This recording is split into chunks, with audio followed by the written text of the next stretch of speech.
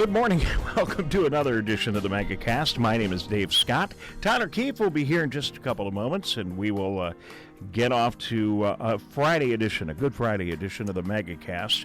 If you are joining us for the very first time, this is not a simulcast, not a broadcast. It's a megacast because we are broadcasting coronavirus information over a wide variety of outlets. It starts right here. If you're watching right here in our Lakes FM studios, you can tune in to 89.3 WBLD, 89.3 Lakes FM. You can listen to our Lakes FM stream on the internet at lakesfm.com. We have the cameras in here, too, so hello, good morning, good to see you. Those are the Civic Center TV cameras, and we're live on Civic Center TV, channel 15 in the West Bloomfield area. If you have AT&T cable, you can watch us on channel 99 in West Bloomfield and also around all of Metro Detroit. So that's one way to watch. Another way to watch is right online, maybe the best way. It's really easy, full high definition.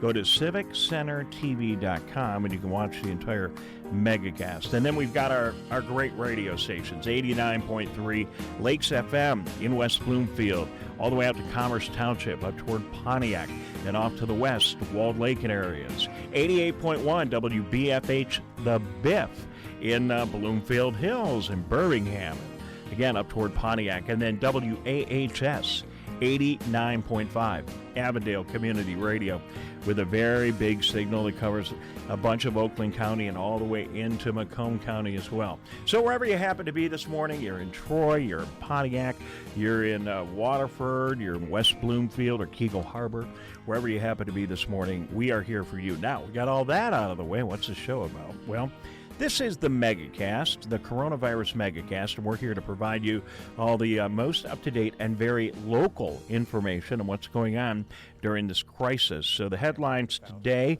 we have our stay-at-home order, of course, from the governor being announced yesterday, and that's going to stay in place till April 30th. Paycheck Protection Program. The banks are loaning money to businesses. We'll talk about that. The big thing out of the governor's order yesterday is that if you have a couple of homes, you got one maybe here in Oakland County and another one up north, you cannot travel between your residences anymore. Today is your deadline. You better go do what you got to do today, and then you're going to have to stay in one or the other. Downtown Detroit TCF Center is ready for patients, and we'll see some today. A lot of grocery stores are starting to implement hours for seniors and other people that have immune deficiency issues. We'll talk about that on the show today.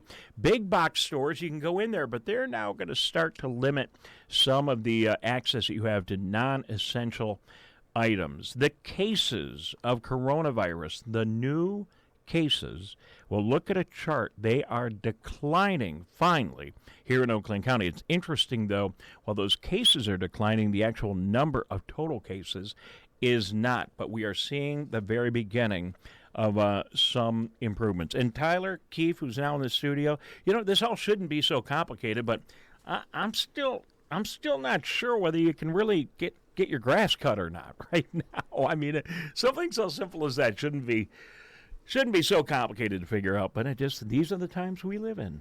Yeah, the irregularities seem to be in between the state and the municipalities because, as you said, some municipalities are saying we will enforce this to a T, to the letter, and some are saying it's not a huge deal to us if you're getting your lawn cut. It kind of just goes place to place, and I think that's going to be, at least initially with this extended stay-at-home order, going to be where there's a little bit of miscommunication. So we're going to talk to different levels of jurisdiction today in this first hour of our program. We're going to check in with Kristen Nelson. She is a Oakland County Commissioner serving Keegle Harbor, Orchard Lake, Sylvan Lake, West Bloomfield, and Waterford. So we'll get some impact from the county level. We'll talk to West Bloomfield Township Supervisor Steve Kaplan, who will give us some feedback from a local level. And we'll talk to State Senator Jim Runestad, who will give us some feedback on his thoughts from a statewide level. And we're going to get a different picture from Jim. I'm sure. Excuse me. Okay. All right. They just said in my ear, it's not Jim, it's Senator Runestad. To you, Dave. We are going to get feedback from him, Tyler, which I think will be a little bit different from what we heard from the governor yesterday. But let's get right to our law enforcement officials here in our area. We head to Keego Harbor today. We talked to John Fitzgerald. He is joining us via Zoom. He is the police chief in Keego Harbor. And, Chief, good to talk to you again here on the Megacast. Morning, Dave. Well, thank you for joining us. It's complicated, okay? I'm not going to ask you for how you are or what you are enforcing, but, I don't even know if I can have somebody come over and cut my grass today. It's a little bit confusing. Is it confusing for you and law enforcement in our area as well? It's a tough question because I'd probably like a little more clarification from the governor's office. Right in the order, it allows our, and I hope I don't get any calls from people about when our Department of Works is out there cleaning the parks and cutting the parks up, because that's specifically allowed in the order to keep them safe for people to use, and people using the parks, not using the playground equipment, is one of the things that is allowed by the orders. We have a lot of people that are going to have problems that can't cut their own lawn. We have elderly people, sick people, handicapped people that can't cut their own lawns, and that's going to cause a problem as the lawns get bigger and harbor rodents. Forgive me, I'm laughing about this, and I don't mean to make light of the situation. It is very challenging to sort out, and everyone's trying to do their best job. But so I think Tyler, what we have, and I'll get back to the chief here, but I think what we have is, I think you can cut your own grass. I think our municipalities can cut their grass, but you can't. I don't think you can hire a company to come over and cut your grass, because those companies are supposed to be closed right now. So, I mean, just on the grass cutting, it gets pretty darn confusing, Chief, and I can't imagine how hard it is for you, Chief Fitzgerald, to sort your way through it. So, best of luck on all that. Well, if you think about it, if one guy comes over and cuts your grass, what's the difference between that and you cutting, somebody cutting their own grass? I think the problem is where you have truckloads of lawn maintenance guys going out together, 3 or 4 guys in a truck. And then they go to the gas station and stand around and talk to the other lawn maintenance crew there as they're filling up. That's a chance to spread a problem, and that's what you don't want. Once again, it's back to social distancing. If it's one guy cutting a lawn, I have a tough time enforcing that one, because people are going to have to get their lawns cut. No, and other municipalities, I'm not asking for you to come out and make a statement on this, but other municipalities have said in the media, look, they're just not going to enforce this. But again, I think it all comes down to logic. We as individuals have to apply logic. You as a law enforcement official have to apply logic, and it can't be easy for the governor or any other jurisdiction to get out pen and paper and try and detail every situation. So we are empathetic. I hope everybody can figure it all out. How you doing? How are things going in Keego today? Things are going well. The nice thing is we've just seen people pretty much respecting each other. We haven't had any upticks in crime. We haven't had any problems come out of this, except we get calls from people asking if one business should be open or shouldn't be open. And we'll look into them on a case-by-case basis to see how close to the letter of the law it is and the spirit of the law that we can tell. Yeah, it might get a little bit more complicated. I think it's going to get a little bit more difficult now that we have extended this out for the rest of the month. We're going to the end of April, and today, looking at it as we head into Easter weekend, it seems like a long time. It seems like it's been forever. It doesn't seem like it's only been, 15 or so days that we've been doing this, and now we got another big chunk of time. And I just hope everybody keeps cool. Are they keeping cool? Are people keeping their heads out there? In Keego, I can say they are. So far, things have been good. And it's something you pointed out as the show began. You were talking to Tyler. I like hearing that it looks like things are flattening out. So it means that some of the social distancing seems to be working. And the sooner it works, the sooner we can get through this. I know it's tough on everybody. Those that have their jobs and those that have been laid off. It's tough on us all. Hopefully this month will go by quickly for us. Things will flatten out, and we can get back to as close to normal as possible, as fast as possible. All right. So I think we're the first one to say it, Chief Fitzgerald and Keego, that on this show that your calls have flattened out because there aren't just as many people on the road, and I assume that's still the case. It's very helpful to have that much less traffic out there, less chance for confrontation between people, or even just pure accidents. We're not seeing that much of that stuff because the roads and the stores are that much emptier right now. All right. Anything else you'd like to add today, sir? Once again, if you need any updates, I mean, we all know to wash your hands and the distancing. It's been over and over, but that seems to be the best thing. I like to say it's helped keep the KEGO officers safe. Sanitizing, washing. Updates, always go to oakgov.com/COVID. They have updates on what's going on.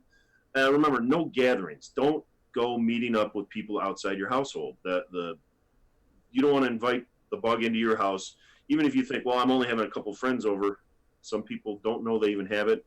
That's how you pass things along. And that's one of the things that's specifically put in the order to not have gatherings with people outside your household. You may think it's safe, but it's really not. And I'd like to wish everybody a happy Passover and a happy Easter. This is a big weekend for the Christian and Jewish communities, and a happy Passover and Easter to all of them. All right. Thank you, John Fitzgerald, the chief at KEGO. I really appreciate you taking time. And, we do this every day, so we forget that we just got to remind people about the fundamentals every day on the show. You did a good job of that. Thank you for being with us, and keep in touch, okay? You're welcome, Dave. Have a great weekend. All right. There he is, the chief in KEGO Harbor. And the other chiefs that we talked to, Tyler, same story, great people, working hard, and it's time for common sense. It is time for common sense, Dave. If you think that you may be putting yourself, your family, or other people at risk, then you shouldn't be doing what you're doing. And I think that the perspective that's probably best to be taken, is something that I heard a couple weeks ago, was you have to take an approach as if you yourself are carrying the virus. Do you want to pass it on to your friends and your family? Do you want to pass it on to your coworkers? Do you want to be the one that's passing it on to the general public? I would think the average person's saying no to that question. No, in fact, yesterday, I wish I had them here. We'll have them on Monday. I bought a bunch of bandanas for our entire staff. You did. So you did. We look a little bit like bank robbers with our bandanas on. We're the bad boys of community radio, Dave. Yeah. But, we got our bandanas, so we're ready to go out in the public. So it's going to be an interesting couple of days. The new big rulings, you cannot go over to somebody's house. You really shouldn't have been doing that anyway. Now you can't. You just got to stay home, and you can't mingle with friends. And even if you're going to have less than 10 people, not really supposed to go over to somebody else's house. And if you own 2 homes in the state of Michigan or more, and on the weekend you've been heading out of Oakland County and heading up to Harbor Springs or Sheboygan or wherever you happen to go, can't do that. Tomorrow is the last day. They give you 1 day. They gave you 1 day over the weekend. People might be opening their houses in northern Michigan. They gave you 1 day, and that's it. And I talked to a couple of people before the show, and I got a lot of friends and family in northern Michigan, Tyler, and I called them, and they said, quite frankly, we don't want all you downstaters from Oakland County, Wayne County to come up here right now anyway. And that's it. That is how they feel. I mean, they feel like they're kind of isolated. They look at the maps, and they say, wow, you got a lot of coronavirus going on down there. Why don't you wait a little while before you come on up and visit us? And even beyond that, it goes back to even a few weeks ago when law enforcement agencies upstate were urging the same thing because of the medical capabilities of care facilities upstate in comparison to in large municipal areas. It's not that they have less expertise, they're just less equipped. They don't have as much staff, they don't have as much equipment. So if they have an influx of people coming in, they're going to have a higher chance of having an influx of patients coming in, and they may not be able to handle it. If you want to see exactly what the governor said yesterday, you can go to our website, civiccentertv.com. Go to our Megacast page, and you'll find all the clips from yesterday, including the entire press conference and some selected clips from the governor from yesterday. We'll play that back of the show. We get a couple of more minutes. Thank you for joining us. I'm Dave Scott. He's Tyler Keefe. Did you clean your area up? Okay, Yeah, thank you for the reminder. I wiped Dave. it down before you got here, but I just want to make sure that you got everything. Better safe than sorry. Yeah, keep your 6 feet away. Make sure you're doing all right over there. Thanks to our radio stations all around the Oakland County area. And, of course, thank you for tuning in on CivicCenterTV.com. If you are there, you can see this gentleman. It's Tim Farris. He's back on the show with us, joining us via Zoom. Tim is a group director, vice president of Upstream Investment Partners. And, hey, Tim, how you doing today? Good morning. Good morning. Good to be here. Thanks for having me. Thank you very much for joining us. So we talked about our well-being. We talked a little bit about maybe the curve flattening. We'll get to that. But so much going on financially. Today's a big day as we get ready for these stimulus checks that at least the first round of those should be going out next week. Do you want to talk about that a little bit? Yeah, we got to keep into perspective that a couple different things are happening all at once. And the hardest part was getting the money ready to go, and now it's about getting it into people's hands. We're going to expect stimulus checks over the next week. Depending on how you had your taxes established will dictate how you'll actually receive your check. Those that have been on direct deposit will continue to get the direct deposit, and you can look for your check that way. Those that did not have a direct deposit established, believe it or not, the government will set up a website next week, and you can go plug in your information if your check has yet to be released. So I would recommend for those that are looking for a check and in the past have not had their dollars coming to them directly into their banking account, look for the website next week. And this will be able to be provided for you to basically go plug in your bank information to get the dollars to you faster. Yeah, you're going to get your money. You're going to get your money a lot quicker if the IRS, if you've been e-filing and the IRS already has your bank information. Correct. They said they're going to get that out quicker, and then it's going to take a little longer. But it is cool that they do have that web page. You can go in there and update your own information. I don't know about you, but it's kind of like Christmas time, right? For me, when I file my taxes, and then we get a little return every year, not a ton of money, we get it. And I know, we get the taxes filed, and it's coming. So I don't know if you do the same thing, or folks watching. I'm on my app all the time. Go to my bank app and see, did the check come in? And it doesn't come in, and you wake up like at 3 o'clock in the morning, and you go to the app, and wow. There it is. That's what's going to happen for folks, right? Yes, that is what is going to happen. And a lot of folks actually, especially here in Oakland County with a lot of small businesses and home-based business and independent contractors, have been working this week to work with the SBA about applying for loans and working with their local banks.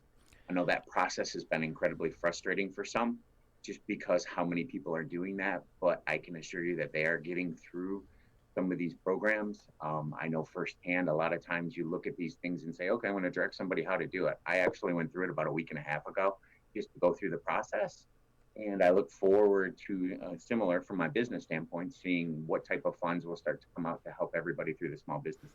Well, we hope it works out. And we've seen a lot of media reports all over the place about the challenges of the Paycheck Protection Plan.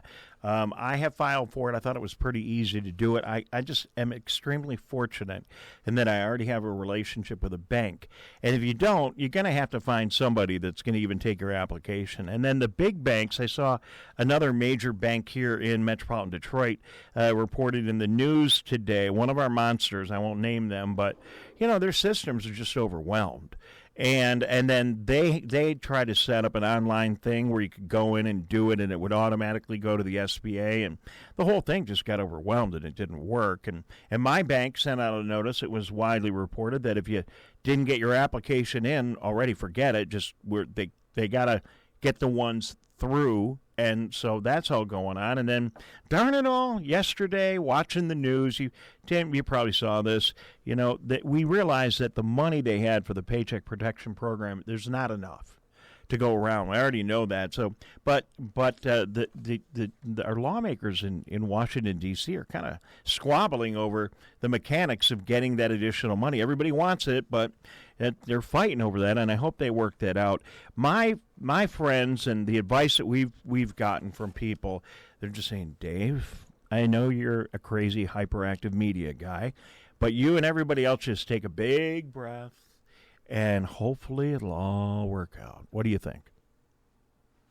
This is a process, not an event, and it will take some time to get this up and running. And just like so many of the other things that we saw happen in different times of crisis, this too will get corrected, and everybody will be, get to the point where they need to be. A couple of things that people have to think about during these times is the situations are fluid. What we saw from the beginning of the weekend, for example, with the SBA loans was completely different than what we saw at the end of the week. Progress was made, to your point, the day that they opened that up, national banks actually crashed their websites, right after they took a bow for being involved in it. So this will work itself out.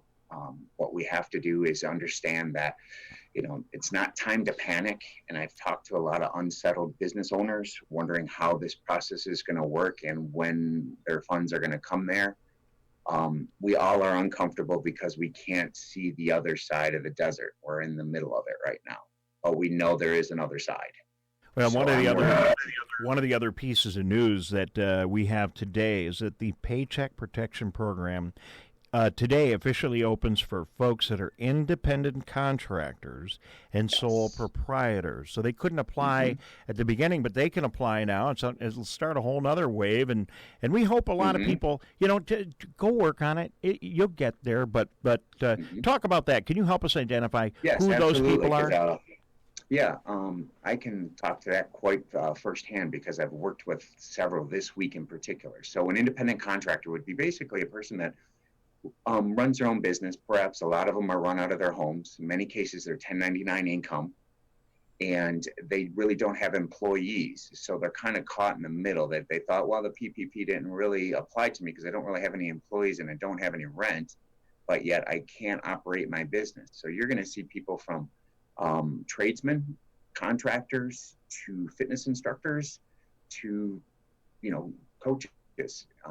All these folks are now kind of caught in the middle. And the problem has been is in the last 2.5 weeks, we've had close to 12 million people apply for different things, if not more. And this is happening across the country. So with an independent contractor, they're going to be able to apply for the PPP. But the grander question is perhaps it's more appropriate for them to apply for unemployment because their business perhaps doesn't need the capital continue to keep it going, but yet their loss of paycheck seems to be pretty relevant. So taking advantage of using the unemployment system might be their best option.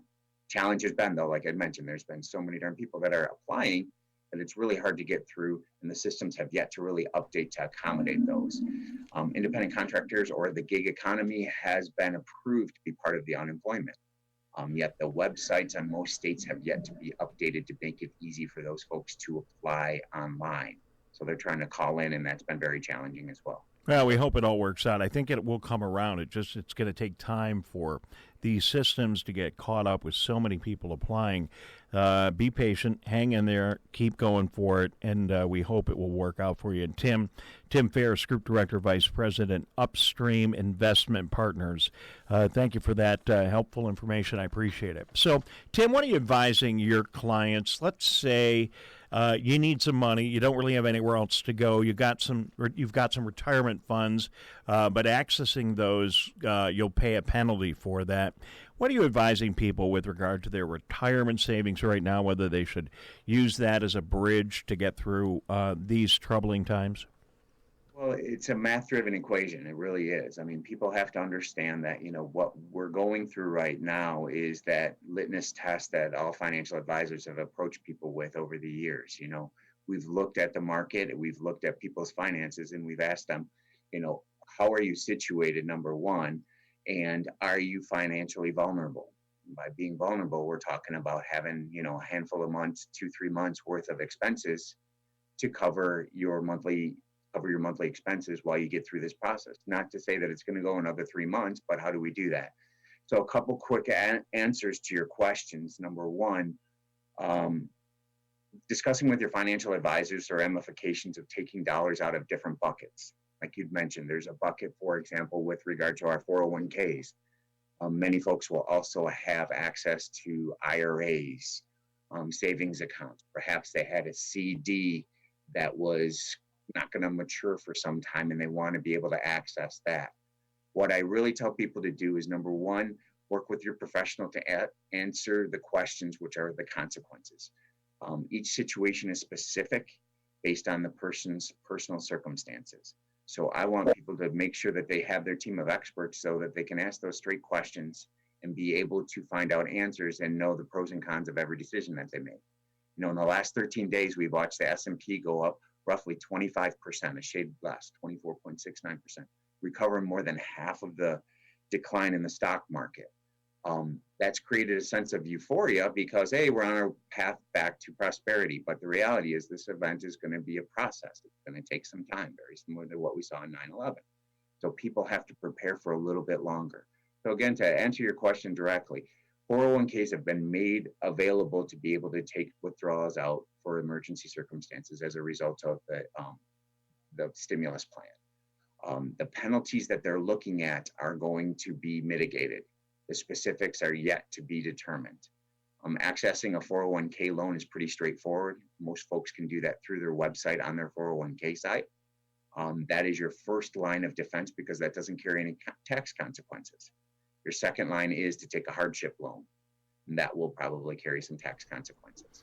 All right. Well, I think they've thought through this, and the programs are there, the ideas are there, the implementation may be a little bit sloppy in the meantime. But if I heard you right, maybe because it is going to be forgiven, some of the penalties are going to be forgiven. If you absolutely have to, that's one place to start. And if you can't feed your kids, that's a place to go to. Yes, right. Absolutely. Tim, thank you very much. Tim Farris, Group Director, Vice President, Upstream Investment Partners. Before we say so long, people want to get a hold of you. They like your scholarly advice today. Somewhere you'd want to send them? Yes, my office is located here at 7125 Orchard Lake, right across the street from the Ferrari dealership and north of the roundabout. We're conducting Zoom meetings with clients and potential clients just to answer questions, as well as a free contact to just be able to kind of get organized. It's something that this time is offered people. My phone number is on my website and easy to reach on Facebook. Okay, we'll get the guys to make a link out to you, and I thank you very much for joining us today, Tim. Good to talk to you. Your advice has been great, and we will keep in touch with you here at the Megacast. All right, so there he is, Tim Farris. I'm Dave Scott. Tyler Keefe is with us as well in our Civic Center Lakes FM studios. We thank you for joining us across the Megacast on all of our amazing radio stations, WAHS 89.5 in Avondale Community Radio, 88.1 WBFH, the Biff in the Bloomfield, Birmingham area, and right here in 89.3 Lakes FM. Civic Center TV and other community television channels have our signal today. They're picking it up live or playing this program back throughout the day.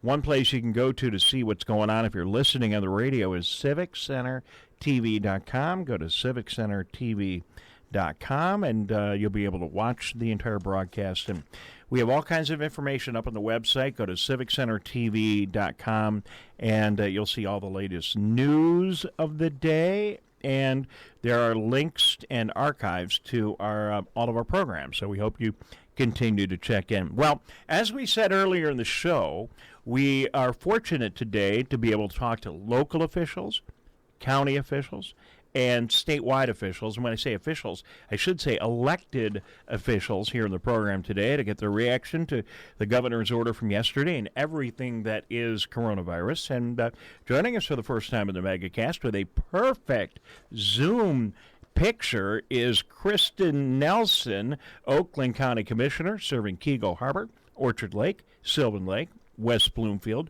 Waterford, and maybe points beyond. Commissioner Nelson, welcome to the Megacast. Thank you so much. Happy Friday. Thank you for this opportunity to be here with you this morning. You look great. You look good. Good job there getting the Zoom working. And I know you guys you're doing your Zoom meetings. That's been hard for everybody to kind of adjust to that. But how you doing getting hooked up to the whole Zoom world? You know, it's an interesting platform. I think, as we proceed into the future, I think we're going to see a lot more of these virtual platforms between Zoom and GoToMeetings and Google and Microsoft Teams. There's so many different platforms, but I'm adapting. I'm loving it. It's still a great way, and it's a really great tool, especially right now, to be able to still reach out to people and still conduct business, especially on a county level. Well, no question about it. We appreciate you taking time to jump on our television and radio channels today and talk to you a little bit about what's going on. So to get right to it, the governor yesterday issued an order that extends the executive order that already was in place out to the end of April. And she's asking us to all sacrifice a lot in the interest of keeping everybody healthy. I know there's going to be a little bit of debate back and forth on how we're doing it, but it isn't easy. Before we get into that, it can't be easy for the governor, and it isn't easy for anyone else who might have a different approach right now. Everyone's trying to help, don't you think? I do, and I know that a lot of people are struggling with the many uncertainties. They're worried about the health effects of COVID-19 that it could have on themselves and their families, economic impacts on their families, and I can most certainly understand and absolutely relate to these concerns. I know on a county level, almost now after a month, at the first signs of COVID-19 cases here in Oakland County officials started to prepare. The Board of Commissioners started to set aside funding, and as the situation has started to progress, the Board of Commissioners has appropriated more than $7.5 million in funding for COVID response recovery efforts. So as of this morning, we were just told that our Emergency Operations Centers has distributed over 300,095 masks to hospitals and first responders since the onset of this here in Oakland County.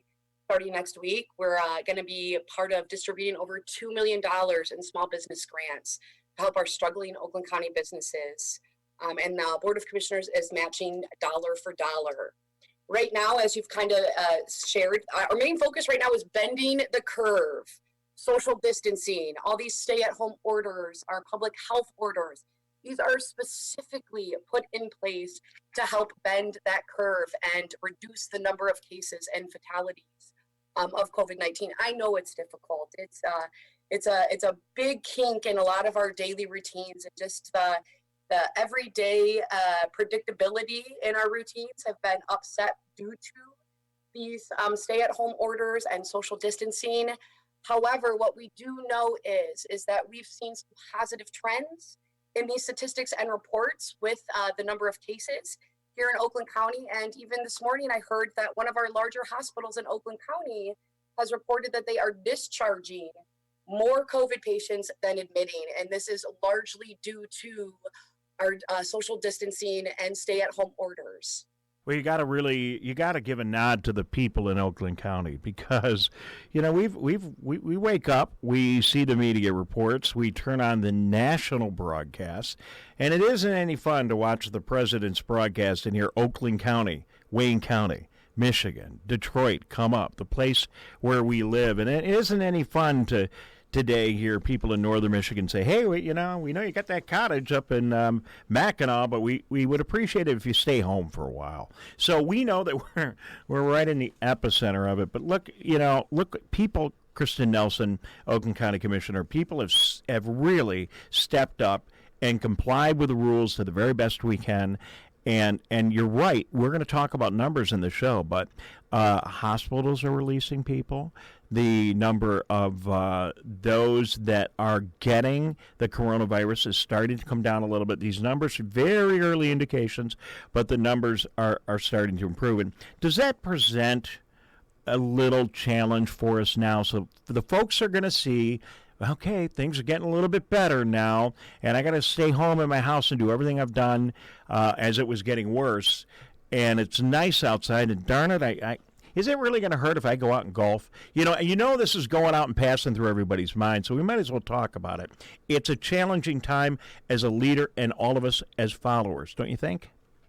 It really is, because all of us, the one thing that all of us have in common throughout all of this is really, truly, our routines have been disrupted. The things that we have taken for granted in the past are now things that we might not be able to do right now. So there is some flexibility, adaptability, patience. While this is a difficult time, and while these are really tough times, I really got to say, though, I am overwhelmed with the number of people across our communities here in Oakland County that have shown tremendous strength and courage to not just, adapt to some of these new things that we're all experiencing in regards to these stay-at-home orders, but the courageous efforts that people have put in to helping each other, which is significant. So, at the end of the day, while I might want to be, out shopping at Target or, wanting to go enjoy, a round of golf, it's not an option right now. But I also know that by looking at the statistics and looking at the reports, what we're doing from a social distancing perspective is making a difference. And it's just hanging on a little bit longer because we are really working towards flattening that curve. Joining us on the broadcast is Kristen Nelson. She is the Oakland County Commissioner serving Kego, Orchard Lake, Sylvan Lake, West Bloomfield, and Waterford. We thank you very much for joining us on the broadcast.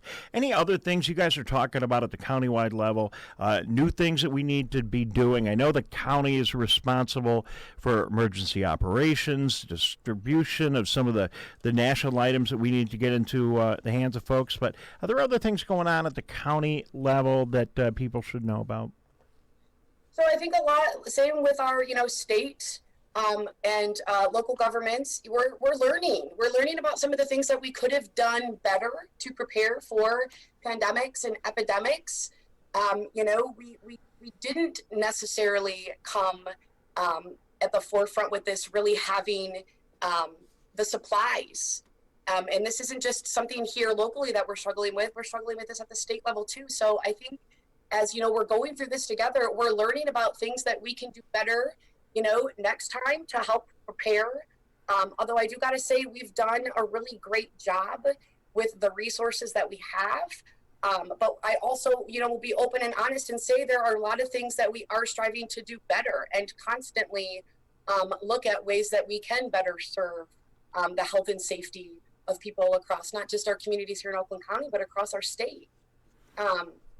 The one thing that I do just want to emphasize really, really greatly on is the graciousness of our workers on the front lines, our nurses, our doctors, our first responders. I know my two sisters are nurses here in Oakland County on the front lines battling this as well. So, from a personal perspective, it hits home a lot more when you do have those situations and circumstances with your loved ones working diligently and around the clock. Handling the pandemic. Well, Kristen, we thank you very much for joining us today. Kristen Nelson, Oakland County Commissioner, and we got a big job ahead of us. So we hopefully are going to do really well coming out of this, and at some point our lives are going to get back to as normal as they can, and we need to rebuild. We need to rebuild our businesses. We need to rebuild our schools. We need to rebuild our social structures. We need to rebuild our confidence. And you know what? We got a serious game and effort ahead of us, and I know we're all up to it, but that's going to be a big effort too, don't you think? I do, and it's just remembering our strength. With things that are not necessarily in the best of light right now, I truly do believe that there are some positives, and there will be even more positives as we get towards the end of this. I think I just am gracious for people's patience, and I really firmly believe that together we are some strong individuals here in Oakland County, and we are strong Michiganders. So I hope that we can continue this strength and work together, because I really do believe that we will have something even better come out of this. All right. Could you be a little more optimistic, Kristen? No, I'm just kidding. Hey, you have to be positive. You're doing great. Thanks for being with us. We'll keep in touch. Thank you so much. I look forward to meeting you in person, and nice to meet you online here. And absolutely. Thanks for all you're doing. And as there are challenges, I may call you, and feel free to call us too. If you got something that we need to get out to the folks, let us know, because we got all these, what a great thing. How about these high school radio stations that we've converted into a emergency communication tools, and our community channels, so we can get right to people in Oakland County. How cool is that? It is very cool. And just really fast, just to put a little plug in, if people want to receive the latest Oakland County updates via text, they can now text OakGov at 28748, and you'll receive those texts throughout the day and throughout the week. Additionally, residents can also check out the COVID-19 dashboard on oak.gov, which is updated every day, and it just kind of gives you the statistics of what's happening here in Oakland County in regards to the COVID-19 cases. All right, we got a great link at our site, and people are hitting it like crazy. Oakland County information has been fantastic, and we love the zip code map. It really helps us understand where we're at. It's OakGov 28748, and you can go there. You text that, correct? And then you'll get the text updates. Okay. Absolutely. All right, thanks for that additional information. Kristen Nelson, have a great day. Thank you. You as well. She is our Oakland County Commissioner joining us right here in the Megacast. Steve Kaplan is standing by. He is the supervisor of West Bloomfield Township. We're going to get to him in just a brief moment. I'm Dave Scott. Tyler Keefe, hard at work, getting news updates on his phone. I know what you were doing. You were texting in, weren't you? You were texting into Oakland County to get those updates. Oh, yes. Oh, yeah. All right. So that's not what you were doing? I know you were doing it. Oh, that's exactly. I thought you were. All right. Very good. Headlines today. Stay-at-home order is extended till August 30th. Paycheck Protection Plan is continuing to be worked by area businesses here, and now independent contractors and sole proprietors also have an opportunity to get in. We'll continue to talk about that. If you have two residences, one here in our area, one up north, today's the last day. You can go to both of them. You are going to need to go to one or the other and stay there. TCF Center downtown open. People will be in beds there. Meanwhile, in Oakland County, we get ready for the Suburban Showplace to begin getting all the final details together there so they can take care of overflow. We're going to talk in a little bit about what some of the groceries are doing to set up senior shopping hours. I think it's a really good idea. That way, if you don't want to be in the store when there are other people that may be putting your health at risk and you're a senior, there are specific hours when you can go into the store just for you. New cases, Tyler, they're down. Let's do this real quick and we'll go to Steve. We got a chart. We'll show you later. But on the 7th of April, new coronavirus cases, 1,749. Now, that was a peak day, so the numbers are skewed a little bit here. On the 8th, new coronavirus cases, 1,376. On the 9th, yesterday, 1,158. It sounds better, right? That's only one metric. There are other key metrics, but a little glimmer of light, Tyler Keefe. Yeah, it does look that the numbers are ever so slightly improving, but improving nonetheless. And that's a good sign, and all the more reason to continue to follow the guidelines and suggestions of the Centers for Disease Control and Prevention, state and national health departments, and your local health departments here in Oakland County and beyond. It was interesting. It was kind of hard to decipher what's really going on because there are all these numbers, and I know they're collecting a lot of data, and it's really hard to keep it all up to date. But just listen to this. Is this weird or what? Because I love numbers. You know I love numbers, right? I do. And those numbers said the new cases were down, but the total coronavirus cases have not flattened out yet. They're still increasing. I'm trying to figure out, well, how is that possible? But if you think about it for a while, it kind of makes sense. Because for the total numbers to come down, you got to get the current cases somehow off the board. But whatever. I mean, it doesn't really matter all that much. We do know we're beginning on many fronts to hear a little bit of good news starting to come out. Steve Kaplan is standing by, and he looks fantastic via Zoom. In his office. And Steve, it looks to me like you are at West Bloomfield Town Hall in your office, or are you at home? Hi, Dave. I'm at the office. All right, I could see that. I could see your computer and everything behind you and all the maps. Steve is the West Bloomfield Township supervisor, and thank you very much. I look back at my calendar, and I look at that day that you invited me and a lot of other folks from West Bloomfield to come over to your office. This is before any of this started, and you said, well, we don't really know where this is going, but we got to make sure we are prepared. You've done a great job to stay ahead of this whole thing. And did you think, though, that we would be one of the leading counties, and in West Bloomfield in particular, one of the leading areas in our country where the coronavirus is having the most impact? Well, Dave, thanks for inviting me. And the Township Board and our various employees are very concerned, and we're trying to inform our staff and the public as well as we can. In terms of predicting what would have occurred, nobody knew. But definitely this has exceeded what most people thought, and we're concerned because we want our residents to be safe.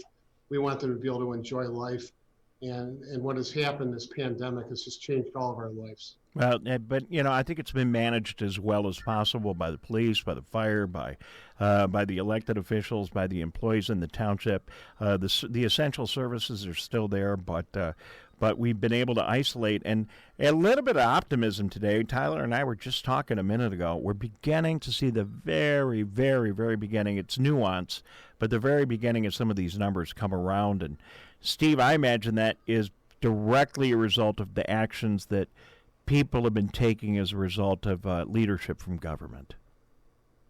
There's no question that our residents and residents throughout the state are taking it very seriously. The 6-foot rule is essential. In fact, many people are even exercising 8 feet, an 8-foot, 10-foot rule, the washing of the hands, the staying home, not going out. All of this is reducing the number of cases, the number of victims, and ultimately, if people follow the rules, the pandemic will be vanquished. And I don't know about you, but I see people are following the rules for the most part, and I think that's why we're making progress, and I'm optimistic we're going to get through this.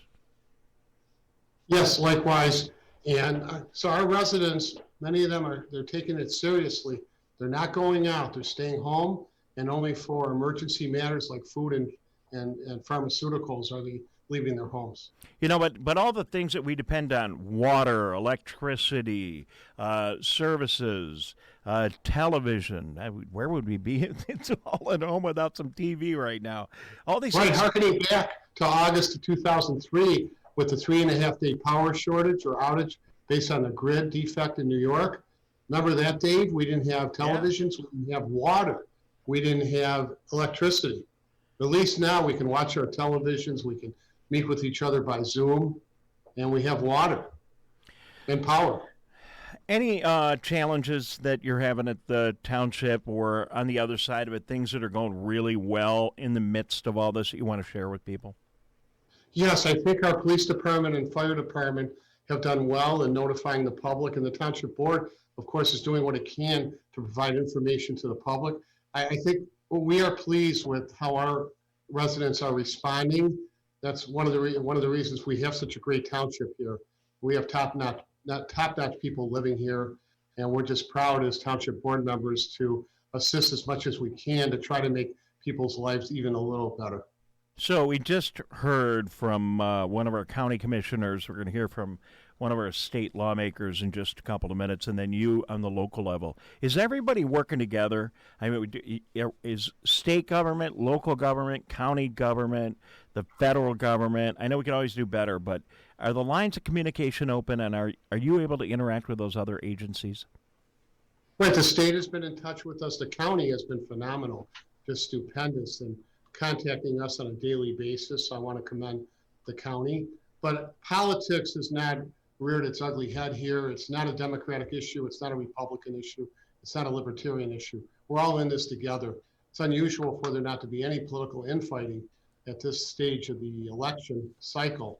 But you're not seeing any of that here in Oakland County or in the state. No, I think it's working out pretty well. And, we're going to get to some we'll talk about it a little bit in the show delicately. We're going to get to some issues here. I mean, there's going to be differences of opinion on how we come out of this, okay? There'll be a very pro-business perspective. There'll be a very conservative perspective as to keeping all of the orders in place as long as we can. That's going to be a valid discussion and debate, and it's something that actually I look forward to, but it's coming. We got to try to figure out how we transition back to as normal of a life as we can get to. What we don't know, Dave, is none of us are bright enough, whether this virus returns in a different setting or whether we conquer it forevermore. But I do think that if it reemerges, that everybody, state, federal, local levels will be even better equipped to deal with it. Well, just one of the things that is just a great example of your ability to adapt, you and the other municipalities, is what's been going on with meetings. I mean, it's a central point of your operations. You got to get together, do your business in public, get all the elected officials together, and give people an opportunity to participate from the public. You've been doing it with Zoom via Civic Center TV and other outlets, and it's worked out pretty well. How's it going from your side? We've had 2 meetings by Zoom on March 23rd and April the 6th, and your Civic Center TV is to be commended for arranging this for us, and you've taught us, you've trained us. So we had 26 participants at our last meeting of April 6th, meeting 26 people from the community actually applied and were part of the meeting. So it shows democracy's in action, and it's important for the board to meet. We have bills to pay, we have policies to pass. But I think the public has confidence in its local community when it knows that meetings are continuing to be held and business is being conducted. Steve, can you talk briefly before we go about how your partners at Henry Ford West Bloomfield, the Beaumont facility here in West Bloomfield, and our adult care facilities, how that's going? I'm sure our first responders have been in touch with them and working with them, but they seem to be doing a great job. Can you share your thoughts on that? The teamwork involved here, Dave, it's astounding. Henry Ford Hospital West Bloomfield, it's one of the best hospitals in the state, and of course we have the Beaumont Medical Building, but we're very confident that the hospitals can handle the patients, the overruns, and it's just so sad that you read and you see how people are so sick and many are dying, and it's just not fair. It's not fair to them. It's not fair to the community. But I think our residents can be confident that Henry Ford Hospital, through its leadership of Eric Wallace and Amy Strauss and others, if you went to central casting to find people to serve in those roles, you couldn't do any better than what we have with Eric Wallace and Amy Strauss and others. Yeah, and we've got great medical leaders across our area. I think we're really blessed directly here in West Bloomfield, but for folks that may be tuning in from outside of West Bloomfield, other great people, other great facilities, everybody's stepping up. We're seeing that southeastern Michigan and Oakland County is in the epicenter of the research because we have so many cases here. It's a good place to do some of the research to find the cures. And then just right down the road, Suburban Showplace stepping up now. So if we need some more beds and we do get overwhelmed at some of our facilities, we've got that too. So just greater example of teamwork right immediately in West Bloomfield and just around. And Dave, I would be remiss if I didn't compliment public safety. I think our public knows how stupendous our public safety officers are. And that's reflected by the fact that the millage renewal was passed 82% to 18%. But our Emergency Operations Center, led by Fire Chief Greg Flynn and Chief Mike Pads involved and Deputy Chief Lawson and Assistant Fire Chief Lowry, we're at the top of the game there. And I don't want to compare us to other communities, but I could say that our Emergency Operations Center began early, and they're providing wonderful services, and it all benefits the public. Yeah, I don't think people are making, you could see in a situation like this that it would be difficult. I mean, it hasn't happened, and I don't even want to imply that it would, but you can understand how tough it would be to properly operate a 911 center and properly respond when the phone is ringing off the hook. But the team is prepared, organized. They've been doing a great job, and they have been able to respond. And when we talked to Chief Lynn about this several times, he said, hey, we're able to make the calls. We're able to respond. At some points, we've been concerned whether the beds were there in the hospitals, but that's worked out too.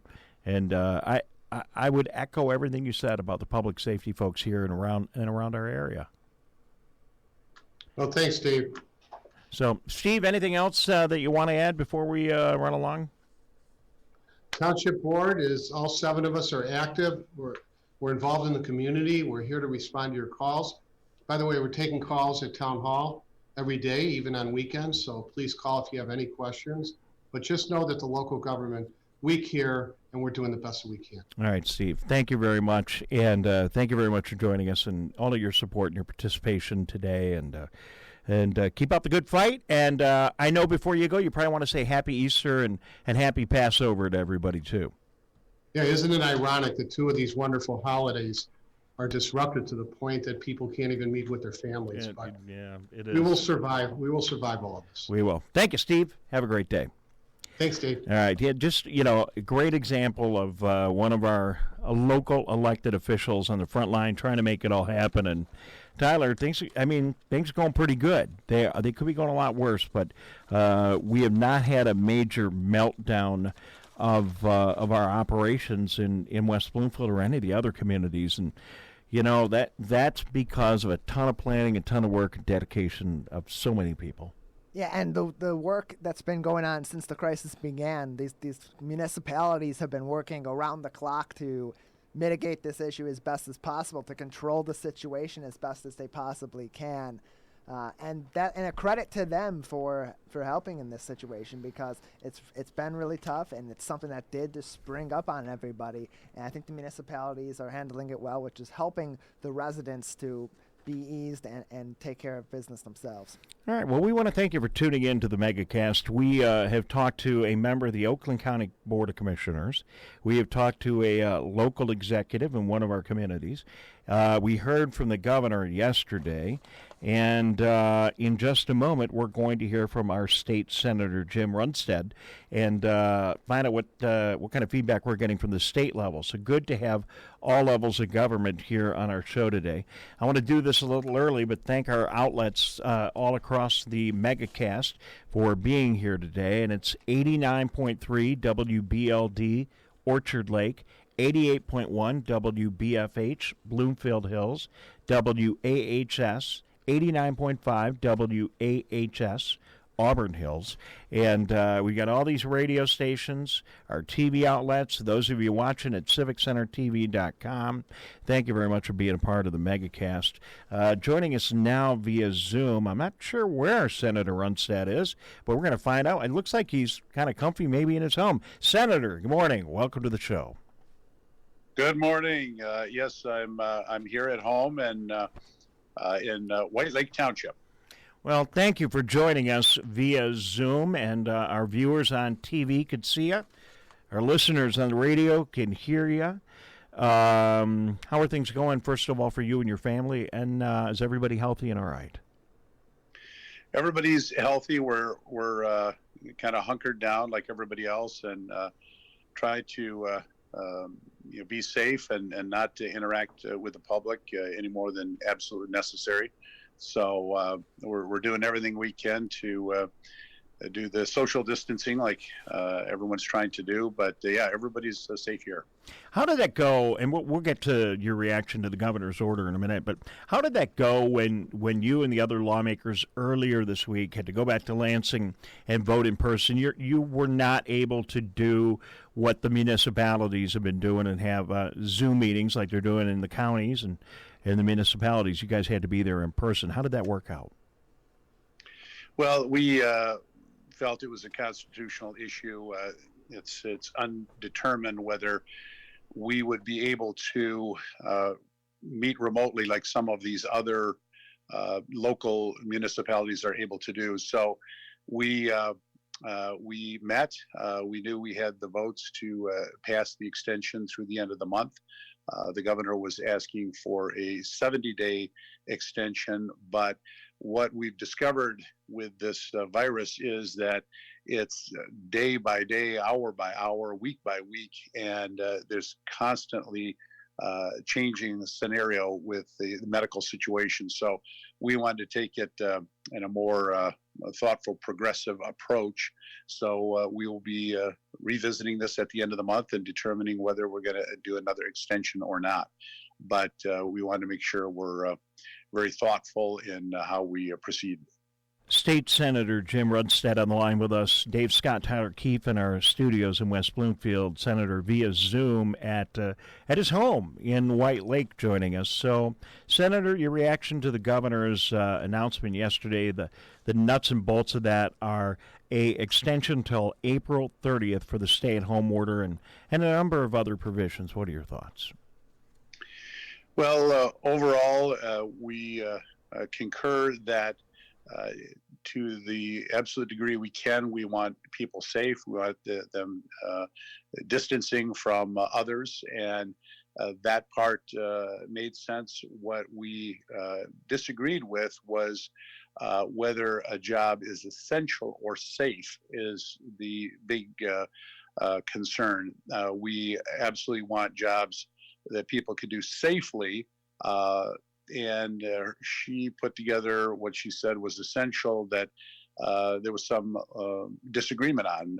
As an example, if a individual has a lawn mowing service and can go out, mow lawns, never interact with the customer, which is when we get our lawn mowed here, The individual drives up by himself, mows the lawn, leaves, invoices us electronically. We never touch a piece of paper. It's completely safe. It's as safe as someone going to the park, which the governor has said is permissible.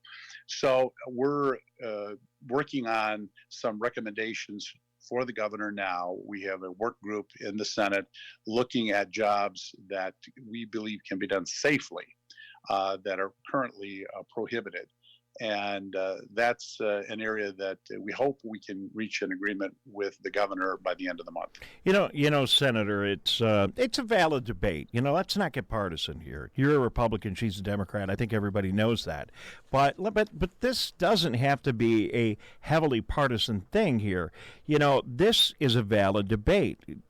One side, we're going to just lock it down, and we're going to lock it down as much as we can. The other side, maybe we need to be a little bit more business focused, and together we're going to come up with the right answer. It's, you know, it seems like a valid debate no matter where you weigh in, don't you think? Absolutely. It really should not be a partisan debate. It's one of the things that I think that the public really wants to see is all the elected officials, to the degree possible, are working in unity for the best of the state of Michigan. And that's a disagreement that we have with the governor. She believes that all of these categories of jobs where you're outdoors working by yourself is unsafe because, as she said, well, you pump gas. Well, if you go to the park, which she said is permissible, it's a low risk. You may have to pump gas to go to the park. So we're looking at what is the risk level, what is a job that can be done safely. And there are jobs that we believe currently are being prohibited that can be done safely. And we have to look at this condition may go on for a long period of time. So it can't be one size fit all slapdash. It's got to be very, very thoughtful. So we're working with a bipartisan committee that has been appointed at the Senate. We have Republicans and Democrats looking at the jobs that we believe can safely be done, and then we will make that recommendation to the governor. Do you have a sense? So it's good to hear that Democrats and Republicans are working together on this, and you have a committee working together on it. Do you have a sense that the governor's office is open and interested to hearing some alternative ideas as well, and engaging in that conversation? Well, the governor's not only the governor herself, but the governor's people are extremely busy and hard to reach. So I personally have not interacted with her. I've called the liaison, and it's very difficult even to get in touch with the liaison. So I'd have to defer to what's going on with leadership, our leadership, and what their interaction was. And some ideas she seems open to, and some she's very close to. So it's an issue by issue situation. You know, looking at it mechanically, I'm doing everything I can to not step in it here. So if I do, I apologize, folks who are tuning in. But, you know, I thought about it when I was reading the governor's order this morning. Take a look at every word. You know, I don't care where you weigh in. It's not easy to even write that document. It's not easy to draw the lines. And, you know, and when these orders first came out, she had her order, and then the Attorney General had to go back and try and sort it out and define it. To try to put an order of this magnitude together and have it work and apply to everybody, it's almost an impossible proposition in the first place.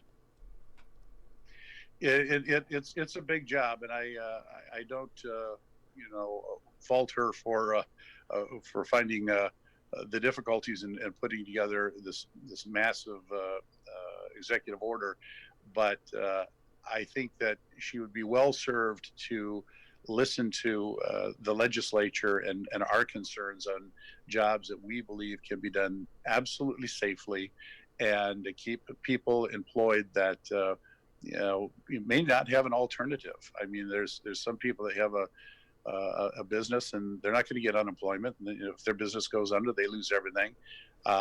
If it's unsafe, well, they're just going to have to suffer the consequences. But if they're able to operate safely, I don't see why we can't say go ahead and work in that safe environment. Senator Jim Runestad is on the line with us here in the Megacast. I'm Dave Scott along with Tyler Keefe. Thank you for joining us on our municipal television channels and these great radio stations that have come together. Senator, you should know that the school districts, they are just doing such an amazing job right now, feeding people, educating people, working hard, and even lending their radio stations to us so we can broadcast around the county. It's just one example of just everyone, industry, Ford Motor Company, Suburban Showplace. There's so many people right here in our region that are stepping up, and I couldn't even, emergency people, first responders, the hospitals. Can you remember a time when we've all come together right now to deal with something like this? It warms my heart when I think about it. Yeah, it's amazing how wonderful it is to see so many members of the community pulling together. I see it everywhere I go. I commented on Facebook a couple of weeks ago that I had more people calling me with real emotional concern about what's happening than in 5 years of elected office in the legislature. It was just an outpouring.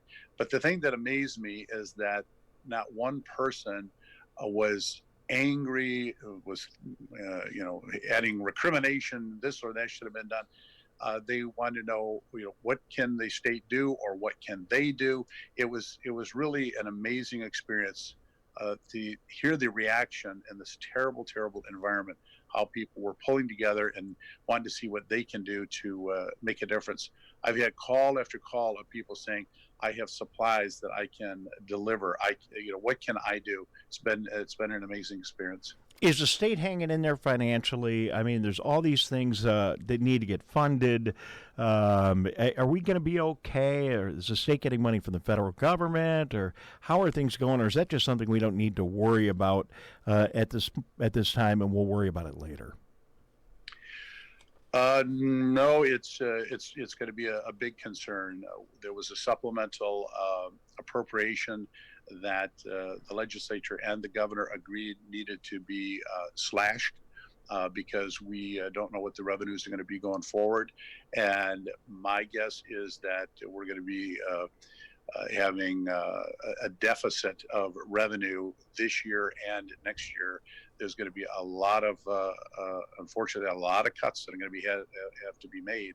So we're looking at the revenue projections, the number of people on unemployment, companies that may fail, people that can't purchase real estate, cars. It's going to be a big impact on the economy. So we think we're going to be doing negative budgets. There's going to be a lot of cuts, unfortunately, in the next few years. Well, cleaning all this up, Jim Runestad, state senator, is going to be a handful. Getting through the day-to-day right now is also a handful. Any update? And I know it's not necessarily your job to deal with the day-to-day administration of government, but any insight you can give us into how things are going for people that are trying to file for unemployment and the things that we can do to make that a little easier for people, or how's that going? Well, it's been a real problem with the technology to be able to handle the hundreds of thousands of applications for unemployment. And my understanding is that that's improving, but the system wasn't built for a mass of hundreds of thousands of applications that it's had to absorb to try to process these applications. Again, I understand that it's getting better. The governor has promised to put more people on the job.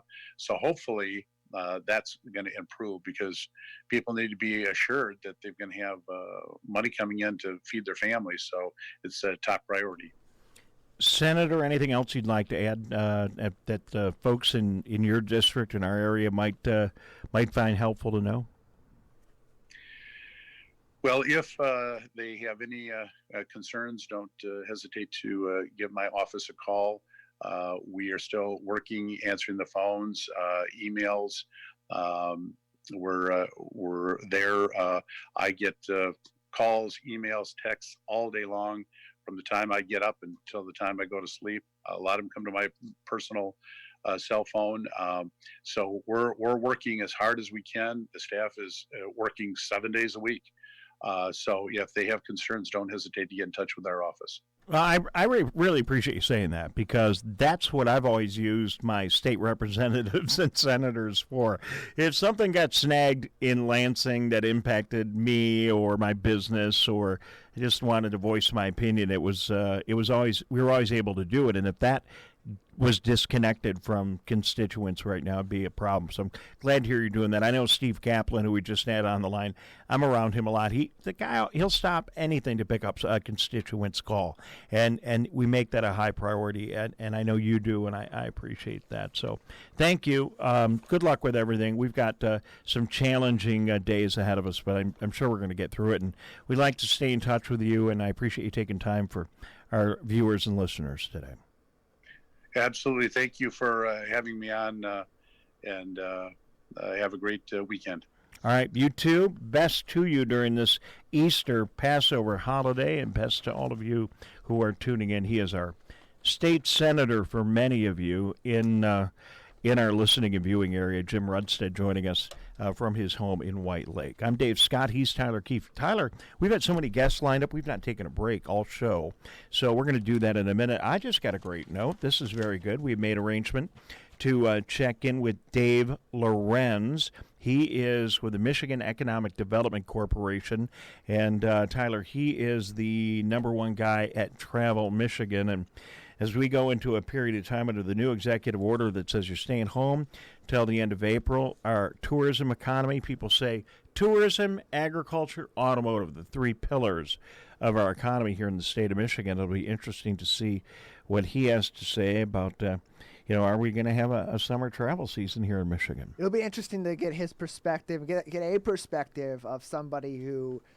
sees what's going on a little bit north of us, and also give some insight as we approach the warmer seasons. We've had some warmer days, and there's more ahead, of what this virus and what this pandemic situation is going to do as far as people's usual summer activities. How is that going to be impacted? All right, we're also going to check in with Eric Glick of the Glick Law Firm. Well, we made news here on the show here this week, and Eric was on earlier this week, and he works with estate planning and other areas of law, and he said, darn it all, Dave, it's really, really difficult to do what we have to do to help people with estate planning and with probate and other issues, because we can't get these documents signed. And then lo and behold, the governor issues an executive order. Maybe she was listening to the show.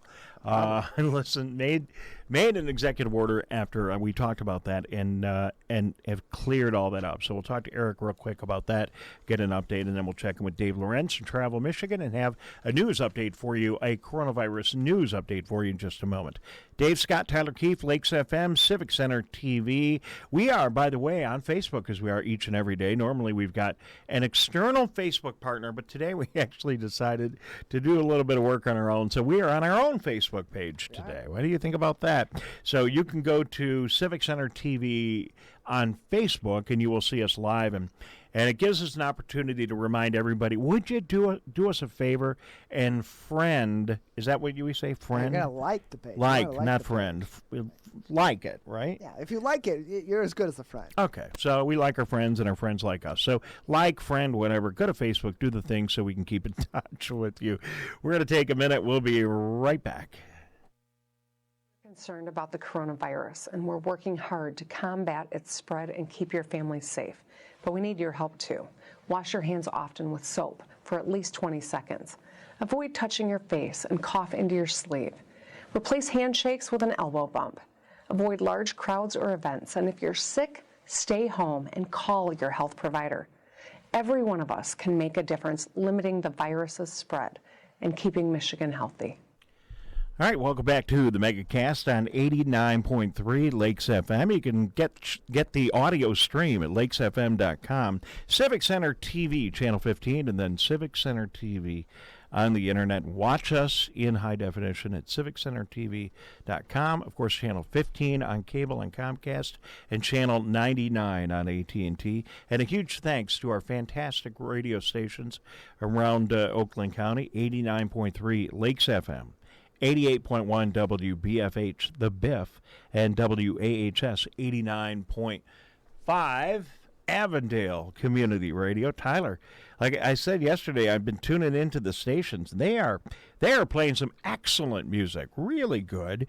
And I think a little, I'm telling you, we could have a little music competition between our radio stations, because I thought the music on Lakes FM was good, and then I tuned into the Biff and it was really good. And then I tuned into WAHS and their music was really good. And it's not like commercial after commercial either on these stations. So that's the good thing about community radios. You just get some local information and all your favorite music. I was jamming yesterday, and after 2 hours of this, you need to clear your head a little bit. Eric Glick will check in a moment. Eric is with the Glick Law Firm. He helps people with probate, asset protection, estate planning, and we were talking about some of the challenges lawyers were having because they couldn't get documents signed. And then the governor passed an executive order fixing that. So we'll touch base with him very briefly. And then Dave Lorenz from Travel Michigan. You might hear him on the radio and see him on TV elsewhere. He'll join us today, talk a little bit about the travel implications of the governor's order. Of course, the biggest news in the governor's order yesterday is it is going to continue to keep us at home until April 30th. Kind of a shocker, a little bit, but no big surprise, really. But then some new provisions. And one of the new provisions is if you own two homes, that you're going to have to camp out on one of them. You can't go back and forth on the weekend. And I think it's becoming a little bit more of an issue now that it's getting nicer, and people who are fortunate enough to have a home in northern Michigan or a home in western Michigan or a little cabin somewhere, out in the woods, you can't scoot off on the weekend and head there. You're going to have to make a decision, and you got 1 day. You got today, and I think the order for the second home goes into effect either tomorrow night or tonight. So I think you got like 24 hours to make all that happen. And, really it's a foundation of folks in the resort area saying, look, Oakland County, we love you. Thanks for your business, but maybe this is not the best time to come visit us. Yeah, it's a time to stay hunkered down as best as possible, because the more places you're going, the more likely you are to be spreading the virus to another area. And these places up north, as we said earlier, are looking to hunker down themselves and keep their people in their town so that they don't have a large-scale outbreak on their end that they may not be able to handle as well as a large hospital and big municipality. So you'll find these stories on our website today. The stay-at-home order until April 30th. Go there. Paycheck Protection Program opens today for independent contractors and sole proprietors. So they're going to get into the mix. For those of you that have been working on applying through your local bank, keep trying it. A tip, maybe the biggest bank isn't the best bank in all cases to get some help. I heard some folks say that some of the smaller independent community banks might also be a good pathway for you if you're trying to get that loan.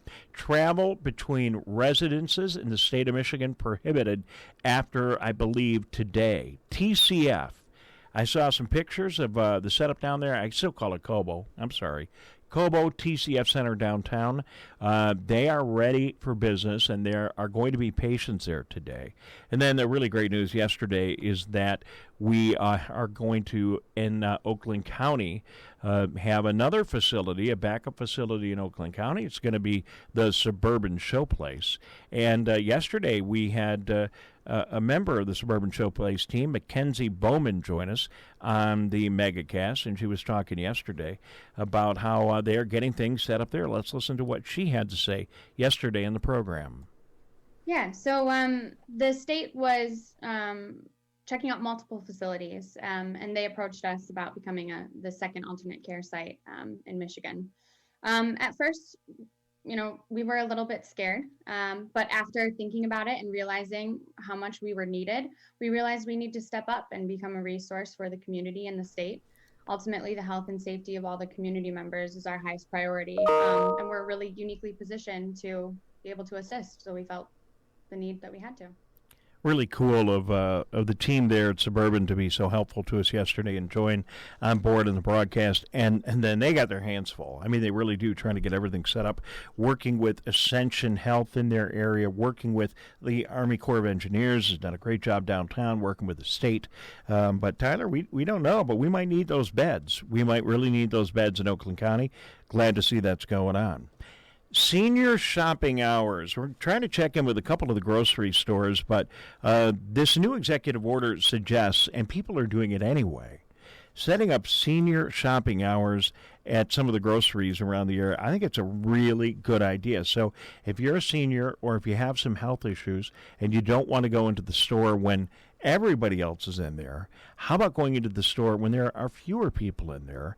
I talked to one store. They said they've been opening up 30 minutes early and letting seniors come in before all the rest of the customers. Tyler, brilliant idea. It is. It's so incredibly helpful to the senior community, to the immunosuppressed members of our community, because as we all know, grocery shopping is essential for everybody, and they may not be able to get their groceries delivered. They may not be comfortable with that, and they shouldn't have to go out at a time where they're putting their lives at risk for a necessity when they can go at a different time. So these grocery stores and outlets that are allowing specific time for people in need to do what they have to do for a basic necessity is fantastic. No, it is fantastic. And then at the big box stores, it's even they're even trying to do something too, because a lot of the big box stores have non-essential items. So they have all those items that you're really not supposed to be buying under the order, and by restricting some of those areas in the big box stores under the new order, the governor feels it's going to make the whole shopping experience safer. So we'll see how that all works out, but you'll see those changes going on over the next couple of days. Tyler, I am on Click on Detroit's website. I hope they don't mind. I know we're all working together, and I'm sure they don't mind if you go to clickondetroit.com and do this for yourself. But if you're watching online, take a look at this chart. This is Michigan COVID-19 data, and these are the daily new cases. If you want to be optimistic about something, take a look at this. These are the daily new cases. On the 9th, 1,158. That was yesterday. On the 8th, 1,376 cases. And on the 7th, 1,749. Now, the 7th was a peak day, but even the day before that, 1,503.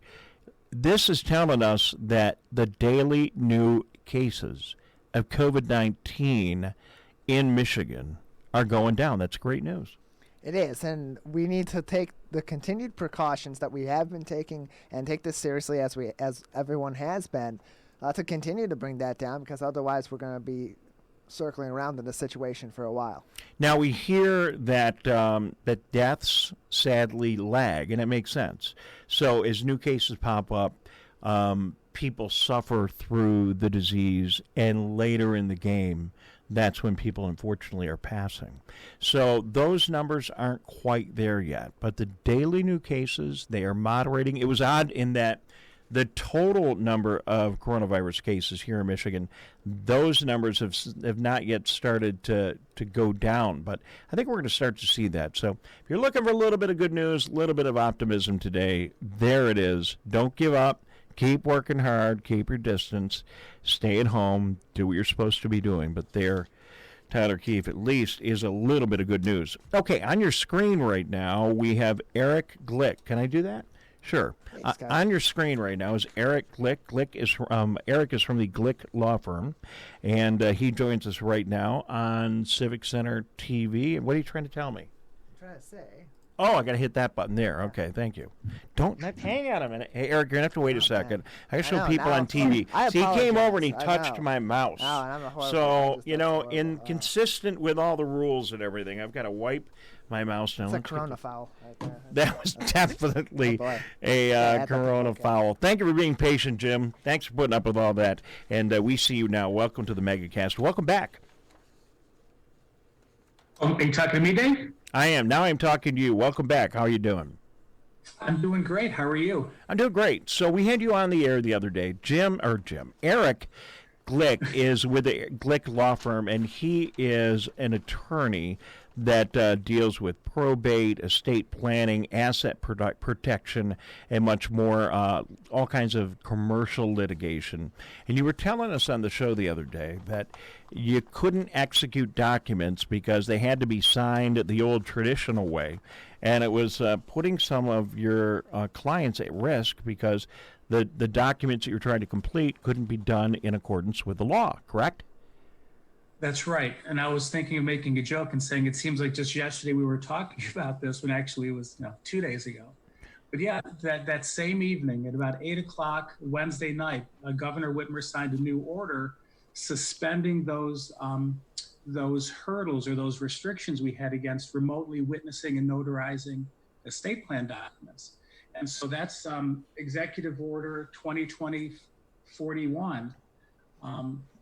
And it takes care of these things. Now, it's not the easiest thing in the world to comply with. There's a lot of new requirements that have to be met to ensure that, that people are competent to sign and that signatures are actually theirs, and there's time constraints. And the clients have to be a little bit technologically savvy, not all that much, but they have to at least have a computer or some way to do this. And I was actually experimenting with it just now because these two-way interactive video conferencing have to be able to be recorded, and they've got to be retained for 3 years. And it looks like recording it isn't as easy as I was hoping. It's like these meetings. We do municipal meetings here, Eric Glick, and it's taken everyone. And you've seen the articles in the Detroit newspapers, and we've talked about it as well. You've seen all this, and it's not easy to make all this stuff work each and every time. We know it, but a little bit of time, a little bit of practice, it gets easier. Right, and at least there's a safety valve now. So we literally can do things and stay home, self-quarantine, stay safe, and we can have a client in their home. We can have me as the attorney in my home. I'm also a notary. We can have witnesses from 2 other locations. We can have 4 or 5 people remote in. Now so procedurally, I suppose if a client really has technology, I can actually email documents to them to have them print out. Well, and I understand this is not the sexiest story in the world, and we're talking about, minutia between lawyers and everything, but here's the reason why I wanted to get back to you. First of all, thank you for your efforts and your very kind note you sent. But but what I think is really cool is that, look, we are going to have some challenging times ahead of us. We're going to figure out, when to restrict people, when to let them do their thing. How do you do that? How do we get back in business? How do we open things up? And yet at the same time, make sure we're doing everything we can to prevent further health problems. And it is not going to be easy. So when we see logic being applied during this process, like making it easy to make a legal document happen so you can do a probate matter, when right now we got a lot of people that are probably working on things like that in estate planning because it's just the kind of thing that would come up now. It just makes me feel better than looking at a situation where, I can cut my own grass, but I can't have somebody else cut my grass. So, the fact that this is pretty well under control makes me very happy. Makes me feel better. Yeah, we saw, a new order come out on that too. That was Executive Order number 42, I guess, that came out yesterday, even restricting who can go, what you can do and what can stay open at places like, home improvement stores. But yeah, it is, we do want to, things are progressing. We do want to have some common sense move in there about, landscapers coming out and fertilizer people and stump grinders. But things are progressing. And I just wanted to make you aware, the State Bar of Michigan also instituted a couple of new programs that I'm involved in. And it's pro bono first responders helpline and a rapid response helpline. So it's attorneys who are volunteering to help first responders and get some necessary legal documents done for free, powers of attorney, patient advocate designations and wills. And there's a rapid response hotline as well for discounted legal services. So that's something that potentially your viewers could take advantage of. So all they have to do they go to the Michigan Bar website to figure out how to find an attorney if you're a first responder and you need some of these things done, find somebody that can help you out, and it will be totally free. Is that correct? That's exactly the way it works. It's run through the State Bar of Michigan's referral service. So if they go to the State Bar of Michigan's website, there'll be a link there for the referral service, and this will be one of the items on that list. Eric, we're gonna let you go. Before I do, if you get in trouble, if you screw up, and we hope everyone follows the rules, but the rules are complicated right now, and it is easy to make an honest mistake. My guess is if you make an honest mistake and you're operating in some way you shouldn't be, or you go to the park and you do the wrong thing, or if you do something wrong, likely you're going to get a warning. You're not going to get thrown in jail for 10 years, but you might need a little bit of help. I assume you lawyers are going to be helping people sort through these things, and if people want to be very sure, businesses or individuals, hey, can this guy come cut my grass? Or can I do this? Can I do that? Are lawyers helping people understand and how to interpret these things, and then there to help them, or can you weigh in on that? Yeah, absolutely. I represent in my litigation practice and collection practice, I represent a lot of contractors, and they really have questions about whether they're an essential business. What does that mean? What does it mean to protect the infrastructure in terms of residential dwellings? So yeah, I help them interpret the executive orders that are coming down and the memorandums interpreting those. And with regard to these fines, I'm hearing about yard people who are getting fined. In the area we live in, there are a lot of people with lakes and boats, and I'm hearing about people installing docks and getting fined, people trying to deliver boats to someone's house, dropping it in the water, tying it up to the dock, never seeing a person, but they're still getting fined. So yeah, that'll be the. I can understand how that can, under the current order. I mean, I don't think it's. If you got a company that's in the business of launching boats, I'm not so sure that's an essential operation. I don't want to dip my toe in that pond either. But my guess is that's not an essential activity. I absolutely would agree with you. Yeah, I can tell you that my boat is, I've been told by the company that takes care of my little puny boat that not to expect it until this thing is all under control. So, yeah, it's hard, though. I get it. It's hard. People want to get out in the water, and they want to get out on the golf course. And, I get it. But, just hang in there, folks. Yep. Maybe I'll see you out there on the golf course one day, or the lake. All right. Eric, thank you very much. I appreciate it. Thank you so much for your kind note, too. I really appreciate that. And anything else before we say so long? No, I just appreciate you having me on, and anytime I can be of any assistance, I'm happy to do so. All right. I'm convinced that the governor was watching our show, and that's why that executive order came in, because right after we were talking about it, boom, there it was. Right. I believe that's also. Yeah, thanks. All right.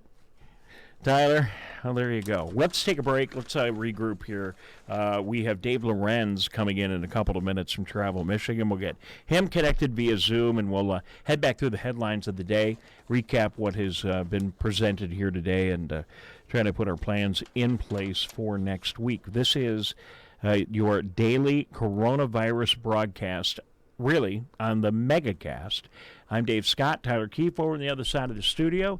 Thanks to our radio stations, 89.3 Lakes FM, 88.1 WBFH The Biff, WAHS, 89.5 Avondale Community Radio, Civic Center TV, CivicCenterTV.com, and a big thank you today to ourselves for putting us on the Facebook page. We are on the Facebook page of Civic Center TV, and we invite you to go out there, like us, and join us every day. We'll be right back.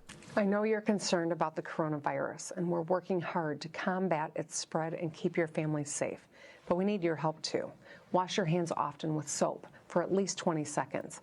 Avoid touching your face and cough into your sleeve. Replace handshakes with an elbow bump. Avoid large crowds or events, and if you're sick, stay home and call your health provider. Every one of us can make a difference limiting the virus's spread and keeping Michigan healthy. Welcome back to the Megacast on radio stations all over Oakland County. We want to thank our community radio stations for pitching in and helping out during this crisis and making themselves available to us. That includes 89.3 Lakes FM, the studio that we're in right now. Thank you, in West Bloomfield and in Pontiac and Walled Lake and Commerce Township. Thank you very much. 88.1 WBFH, The Biff in Bloomfield Hills and the surrounding area, Birmingham and all of those communities. And thank you to WAHS, 89.5 Avondale Community Radio in Auburn Hills and Troy and up toward Pontiac and over on the east side. Thank you so much. Civic Center TV, we are live right now on Civic Center TV, and if you want to watch, you can tune in very easily by going to civiccentertv.com. Wow, I didn't expect that we would have Dave Lorenz of Travel Michigan joining us today. Dave, thank you very much. Welcome to the Megacast, and thank you for joining us via Zoom. Good to have you on the program. Nice to be with you, especially wearing as casual an attire I've ever worn for any interview ever.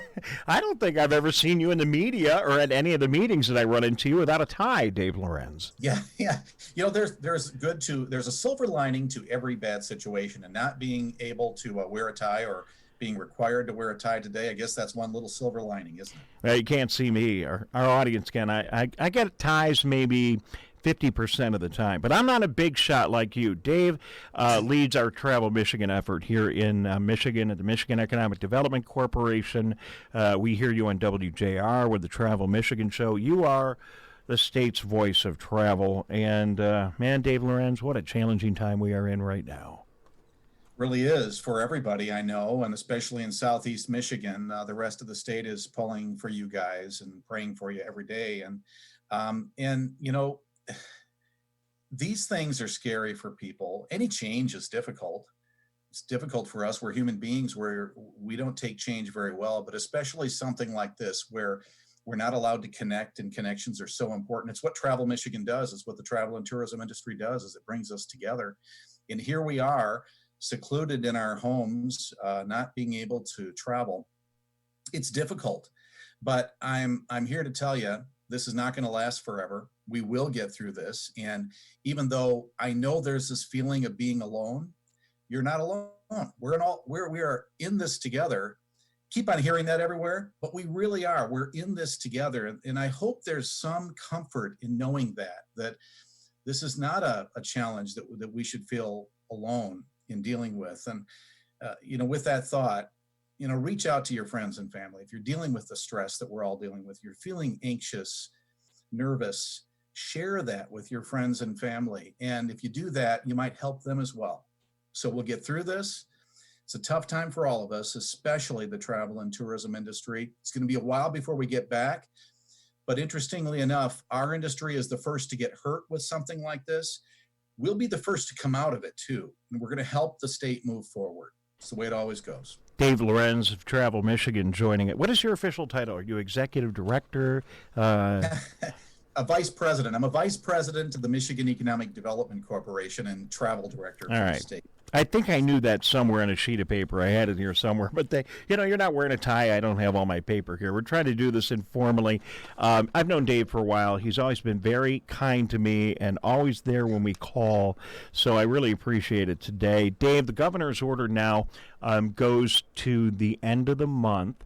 And we really, no one knows where this is really going. The governor can't know, legislature can't know, but it does go to the end of the month. And from a southeastern Michigan perspective, many of our viewers and listeners here in Oakland County have cottages up north, and they got one day to get things situated. And you know, you've been very nice, but I'm sure most of the people in the small towns up north would prefer that most of us down here stay down here.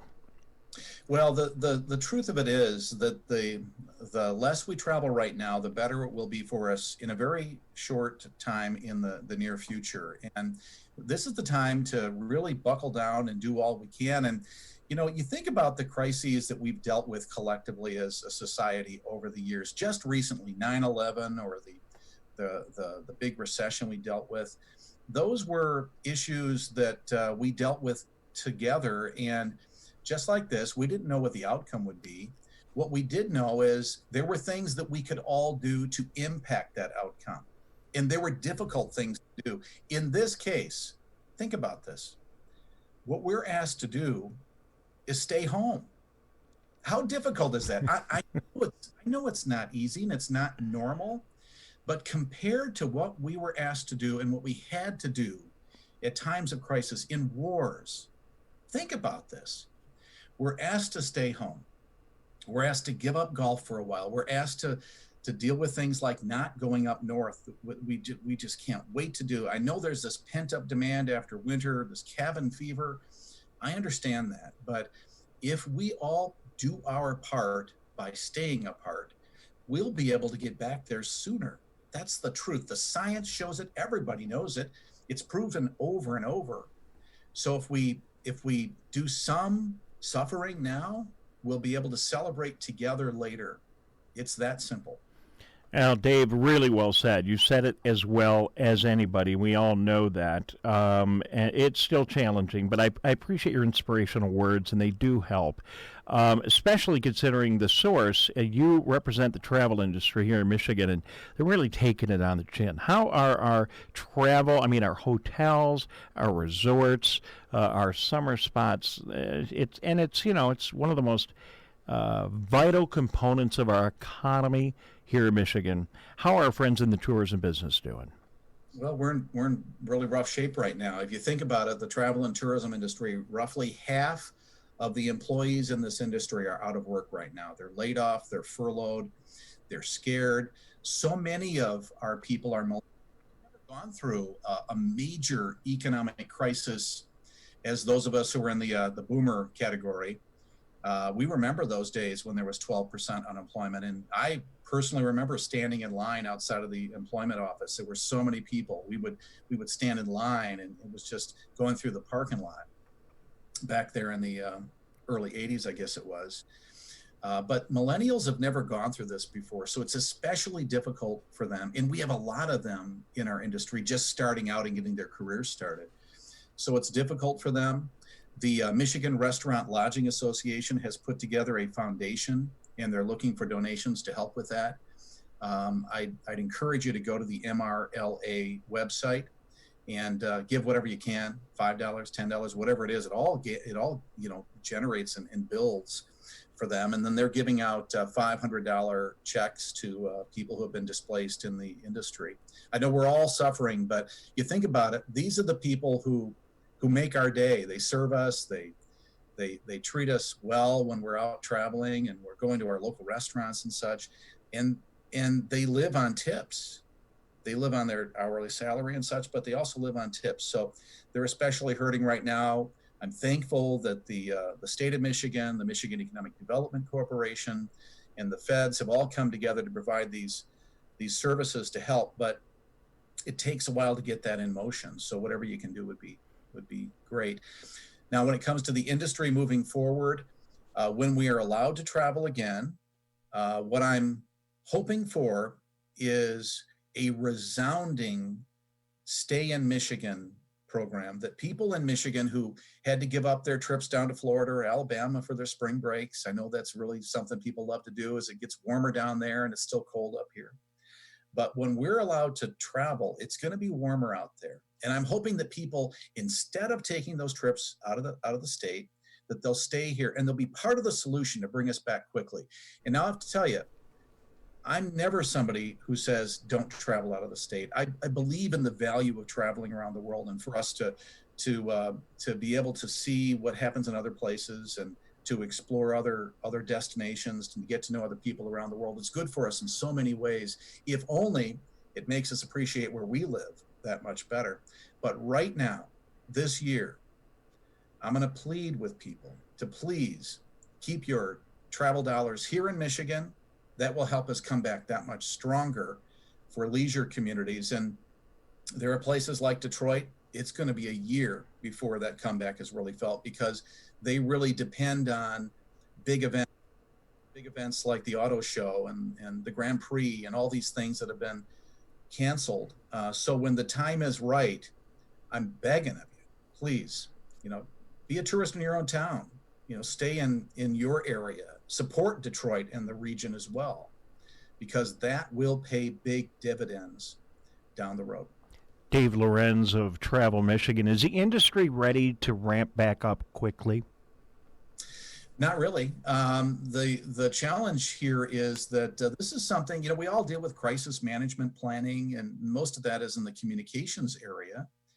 And it doesn't matter what you plan for. Certain things like this just can't be anticipated. And when you start to really realize the impact that is now being felt, well, then people start to put plans in motion and they start to really look at things. And you're doing this, you're trying to work out plans while you are also furloughing people. So you don't have that support team that you need to really make sure that those plans can be put into motion as best as they can and as quickly as they can. So it's going to be a while before we come back, but we will, and we will do it in stages. What's going to happen is you will start to see some of our destinations opening up more and more of their restaurants, more of their attractions will slowly start to open up. And if there's one, gracious thing about this, it is that this happened at our slowest time. So Michigan is not going to feel the tremendous negative impact as a state like Florida that they live on their spring business. The hot weather, the super hot weather will be here for them very soon, and then people just don't travel down there. So I feel for them, but they have bigger attractions that have deeper pockets, and they'll be able to come back on their own, I think, a little bit better than most of our businesses. Most of the travel industry in Michigan is small business, mom and pop businesses. And people, I think, sometimes don't understand what travel and tourism is. It's not just hotels, golf courses, and ski resorts.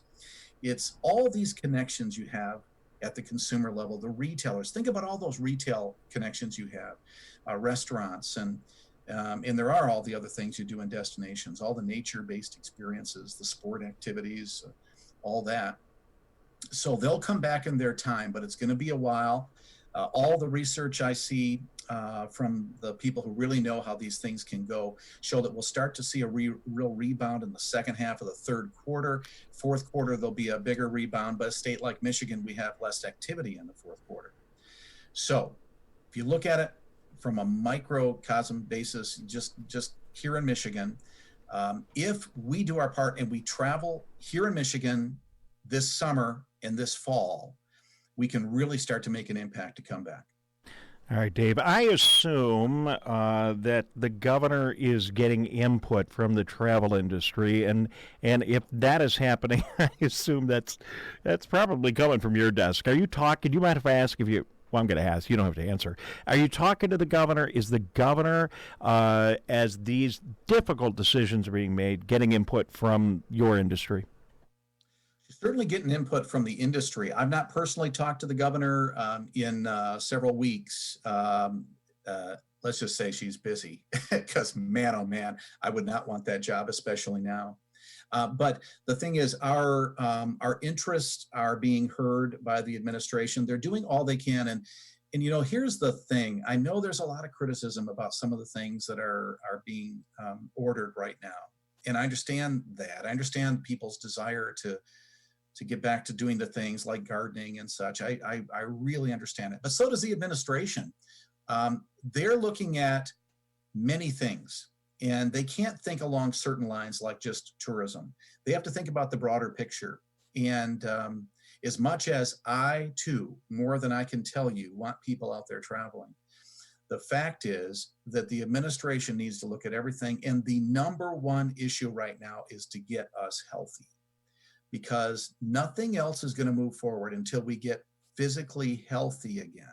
And that means stay home, stay safe now, dream about your travel experiences and plan for them. And I would actually recommend that you start making your bookings as well for summer and fall, because there will be all this pent-up demand. Pure Michigan has been very successful over the years to gain the attention of people from all over the country, all over the world. And even now, as we operate without budget, that top of mind awareness is still out there to some degree. We're going to do all we can in the state, working with the media to encourage them to share this word that now's the time to travel here, even without budget. But make your bookings now, because it's going to get busy. And the thing is, if you book now, don't worry if this stay-at-home order continues on longer than I believe it will. And if you have to change those dates, you'll be allowed to do that. Yeah. So make those bookings now. People aren't going to feel comfortable flying for quite a while.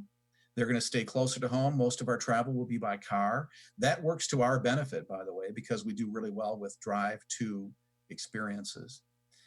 So book your experiences now. If you want to get a place, especially up north this summer, book it now, or this fall, book it now. Go to michigan.org. And as a way to start thinking about some of the things that maybe you haven't thought about as a travel opportunity, we have put together a whole bunch of virtual travel experiences, which we're posting on michigan.org. And that'll get you thinking about places to go to. For instance, I'm on the west side of the state. I can't tell you the live cameras and the virtual experiences at the Detroit Zoo. I can't wait to go to the Detroit Zoo. I've been there many times. I'm going to see it in a different way now after I've seen the virtual experiences that are out there. So do that. Go to michigan.org, explore those virtual experiences, dream today, travel tomorrow, and let's get healthy right now. All right, Dave Lorenz, I know you didn't have a tie on today, but we're going to bottle all that up and keep playing it over and over again because that's a great message. We really appreciate you taking a couple of minutes for us, a last-minute request. And, I normally am not doing a radio show. This is fun to get back in it, but I'm running an event business. You're running travel here in the state of Michigan. We're both in this travel industry. I appreciate your projections, and what you're saying is what I'm hearing in my business as well, that, second half of third quarter, things are going to start coming back. We're going to see hopefully good action in fourth quarter on the business side for meetings and events in our state, which are also critical to our travel business here. The big conference, the Detroit Regional Chambers Mackinac Policy Conference, rescheduled for mid-August at the Grand Hotel. And, we hope that that's a bellwether, Dave, of the beginning of the event and corporate side of this all coming back too. Yeah, and I think it will be. And I've been trying to reach out to as many festivals and events as I can, and just begging them to delay, to postpone rather than cancel. I know I've run festivals. They're tough. You need people to come together to do that, so they need that organizational time. So I understand some who just had to cancel, but the more we can postpone, people will come together. There'll be a desire to come together like there hasn't been in years, to celebrate community spirit. So I'm hoping that we can postpone as much as we can. And in the interim, we can get out, be a tourist in our own town at the right time. It's going to happen. We're going to be okay. All right. Thank you, Dave. Thank you for being so charitable with your time. Great message. And we'll keep in touch. Good to be with you. Dave Lorenz joining us from Travel Michigan, Vice President, Michigan Economic Development Corporation. And there you go. You hear him on the radio. You see him on Civic Center TV and on our radio stations today. And patience, Tyler Keefe, patience. Patience is what we need. Yeah, we need to wait this out, and we need to do it cautiously, but also do it optimistically, because travel will come back, tourism will come back. Life as we have known it will come back, and when that happens, we need to be supportive for these industries and these places in our states that we are so often going to in this time of the year, to make sure that they're okay after the fact. Okay, just to recap a little bit before we say so long for today, the big coronavirus headlines that we've had today: stay-at-home order from the governor yesterday is in effect until the end of April. Michigan legislature, you heard from some lawmakers, including Jim Runestad on the program today. They'll look at it again with the governor, and we'll see where we go after April 30th. Paycheck protection plan. Businesses, it's important to you. Independent contractors and sole proprietors, you can now apply for this incredible federal loan program, and you should do so. If you look at the other folks that have applied, the earlier you get in, the better. Travel between residences will be prohibited, so if you do have that second residence, maybe you need to go shut it down for the next little bit. Today would be the day. Make sure you make that happen right away. TCF is operating downtown. Cobo has beds that are up and running, and we will soon be running at the Suburban Showplace. Seniors, look for special shopping hours at grocery stores set up just for you. Many grocery stores around the area have them in place, or we'll be putting them in place. And then just be careful over the next several weeks. Take care of yourself. Take care of your friends. As Dave just said a couple of minutes ago on the show, make an extra effort to call people, talk to people, because we do need to make sure, Tyler, that we are not social distancing, but only physically distancing.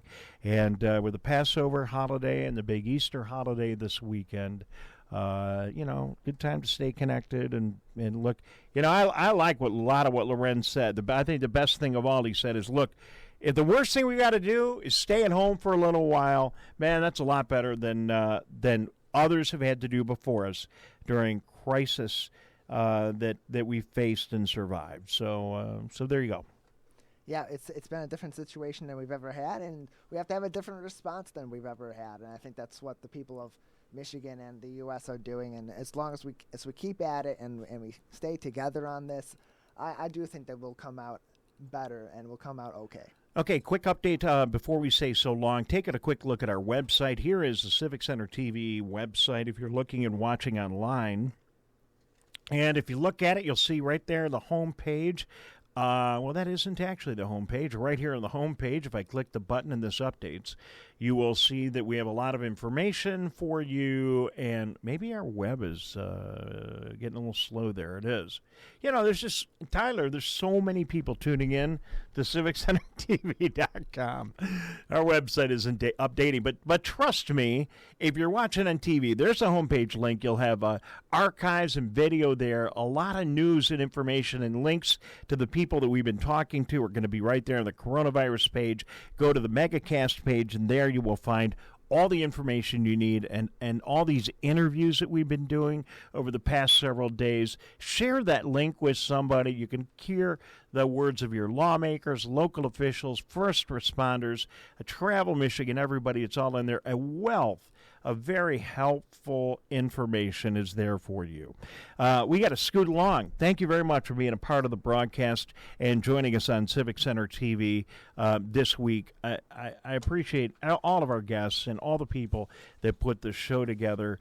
Too many to mention. We'll say thanks in person on Monday. Thank you very much to our radio stations that have been carrying this broadcast to you. WAHS 89.5 Avondale Community Radio, and Logan, who's going in there every day and not going in, he's doing it remotely, but hitting all the buttons to get us on the air. 88.1 WBFH, the Biff, Ron, and Lakes FM, we thank you. Also, our own radio station and Civic Center TV and all the team here, we greatly appreciate everybody and everything that everyone is doing to make this broadcast work. I've got about 15 seconds to say, be careful, be safe, stay at home, do your best to comply with all the new orders and regulations that are out there, and just keep in touch with your friends and neighbors, and everything is going to be just fine. It's going to be okay. We are going to get through this, and we will come out strong. So, again, thank you for being a part of the Megacast this week. My name is Dave Scott, and I appreciate you tuning in.